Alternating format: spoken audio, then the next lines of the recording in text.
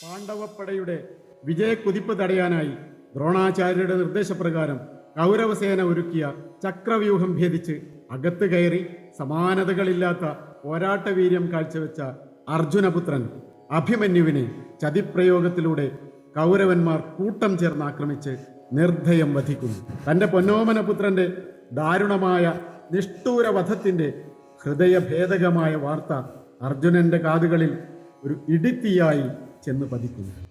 അധർമ്മം, ഇതനീതിയാണ്, ചതി. മഹാരഥന്മാരാണത്രേ, മഹാരഥന്മാർ. യുദ്ധനിയമങ്ങളെല്ലാം കാറ്റിൽ പറത്തി കൗമാരം വിട്ടുമാറാത്ത ഒരു ബാലനെ ഒരു കൂട്ടം യോദ്ധാക്കൾ ചേർന്ന് ആക്രമിച്ചു വധിക്കുക. വില്ലാളി വീരന്മാരാണത്രേ.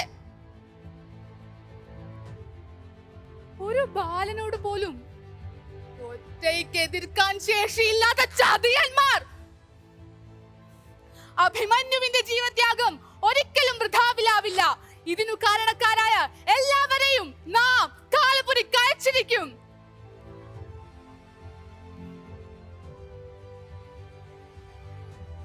ജയദ്രഥൻ, ഇനി ഒരു നിമിഷം പോലും ഈ ഭൂമിയിൽ ജീവിക്കാനുള്ള അർഹത ആ ചാതിയനില്ല.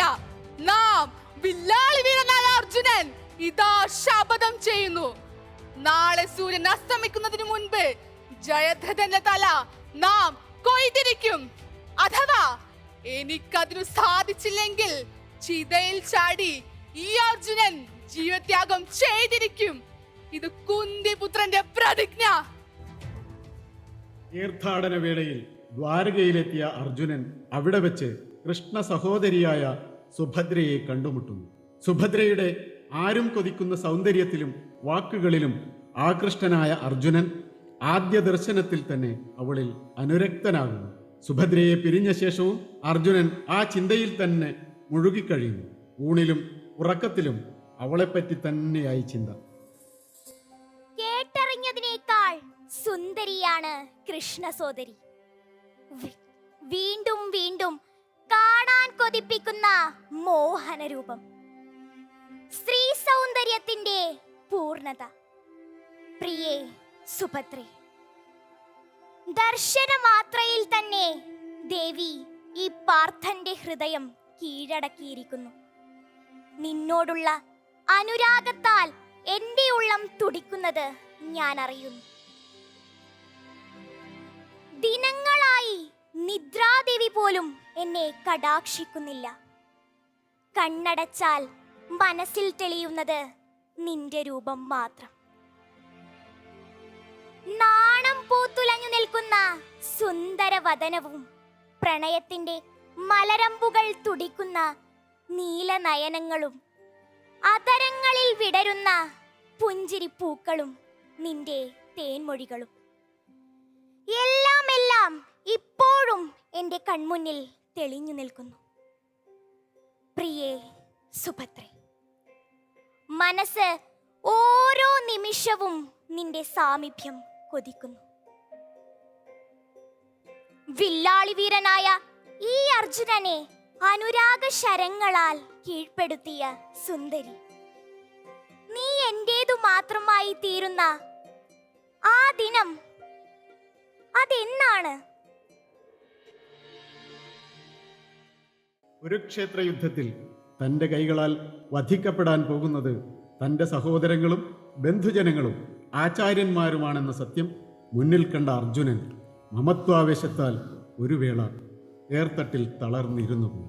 ഭഗവാൻ ശ്രീകൃഷ്ണന്റെ സമയോചിതമായ ഗീതോപദേശം അർജുനനെ കർമ്മോന്മുഖനാക്കുന്നു.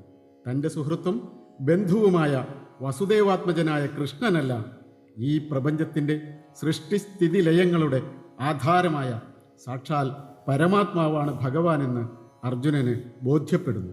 എണ്ണിയാലൊടുങ്ങാത്ത ഭഗവത് വിഭൂതികളെ തിരുമുഖത്തു നിന്ന് തന്നെ കേട്ടറിഞ്ഞ ആ പാണ്ഡവൻ അനന്തമഹിമാവാർന്ന വിശ്വരൂപം കാട്ടിത്തരണമെന്ന് ഭഗവാനോട് അപേക്ഷിക്കുന്നു. ദിവ്യ ചക്ഷുസ് ലഭിച്ച അർജുനന്റെ മുമ്പിൽ ഭഗവാൻ പ്രപഞ്ചാകാരമായ തൻ്റെ വിശ്വരൂപം പ്രദർശിപ്പിക്കുന്നു. ഭഗവാനെ, അവിടുത്തെ ഈ ശരീരത്തിൽ ഞാൻ എല്ലാം കാണുന്നു. ദേവന്മാരെയും മഹർഷിമാരെയും സർപ്പങ്ങളെയും താമരപ്പൂവിലിരിക്കുന്ന ബ്രഹ്മാവിനെ തന്നെയും അവിടുത്തെ ഈ ശരീരത്തിൽ ഞാൻ കാണുന്നു. അവിടുത്തെ തേജസ്സിന്റെ തിളക്കത്താൽ എൻ്റെ കണ്ണുകളിൽ ഇരുട്ടു പരക്കുന്നു. എവിടെ നോക്കിയാലും അങ്ങയുടെ രൂപം തന്നെ. ആകാശത്തിനും ഭൂമിക്കുമിടയിൽ അങ്ങ് നിറഞ്ഞു നിൽക്കുന്നു. ഭഗവാനെ, അത്ഭുതവും ഭയവും ജനിപ്പിക്കുന്ന ഈ രൂപം കണ്ട് 3 ലോകവും ഞെട്ടിവിറയ്ക്കുന്നു. പ്രളയാഗ്നി പോലെ ജ്വലിക്കുന്ന അവിടുത്തെ മുഖങ്ങളും അവയിലെ ഭയങ്കരമായ ദംഷ്ട്രങ്ങളും കണ്ട് ഞാൻ ഭീതിതനായിരിക്കുന്നു. അധിക നേരം ഇത് കണ്ടു നിൽക്കാൻ എനിക്കാവില്ല ഭഗവാനെ. എന്നിൽ പ്രസാദിച്ചാലും. മുൻപ് മറ്റാരും കണ്ടിട്ടില്ലാത്ത അവിടുത്തെ രൂപം കണ്ട് ഞാൻ സന്തുഷ്ടനാണെങ്കിലും അത് കണ്ട് എൻ്റെ മനസ്സ് ഭയത്താൽ നടുങ്ങുന്നു. ലോകരക്ഷകനായ അങ്ങ് പ്രസാദിച്ച് സാധാരണ രൂപത്തിലേക്ക് മടങ്ങി വന്നാലും. പരിത്രാണായ സാധൂനാം വിനാശായ ച ദുഷ്കൃതാം ധർമ്മസംസ്ഥാപനാർത്ഥായ സംഭവാമി യുഗേ യുഗേ സംഭവാമി യുഗേ യുഗേ.